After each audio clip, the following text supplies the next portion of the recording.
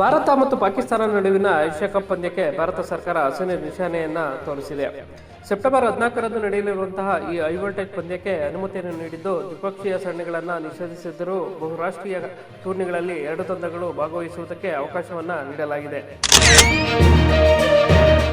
ಬುಚ್ಚಿ ಬಾಬು ಟೂರ್ನಿಮೆಂಟ್ನಲ್ಲಿ ಮಹಾರಾಷ್ಟ್ರದ ಪರ ಪಾದಾರ್ಪಣೆ ಮಾಡಿರುವಂತಹ ಪೃಥ್ವಿ ಶಾ ಛತ್ತೀಸ್ಗಢ ವಿರುದ್ಧದ ಪಂದ್ಯದಲ್ಲಿ ಭರ್ಜರಿ ಶತಕವನ್ನ ಬಾರಿಸಿದ್ರು.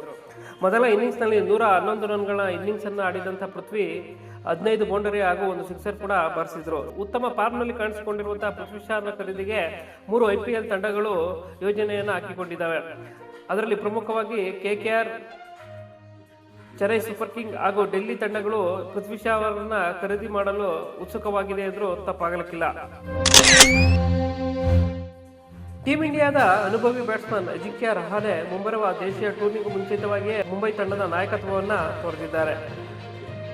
ಹೊಸ ನಾಯಕನನ್ನು ರೂಪಿಸುವ ಸಲುವಾಗಿ ರಹಾನೆ ಈ ನಿರ್ಧಾರವನ್ನು ತೆಗೆದುಕೊಂಡಿದ್ದಾರೆ. ಏಷ್ಯಾ ಕಪ್ಗಾಗಿ 15 ಸದಸ್ಯರ ಭಾರತ ತಂಡವನ್ನು ಪ್ರಕಟಿಸಲಾಗಿದೆ. ಈ ತಂಡದ ಆಯ್ಕೆ ಬಗ್ಗೆ ಮಾಜಿ ಆಟಗಾರ ಅಸಮಾಧಾನವನ್ನು ವ್ಯಕ್ತಪಡಿಸಿದ್ದಾರೆ.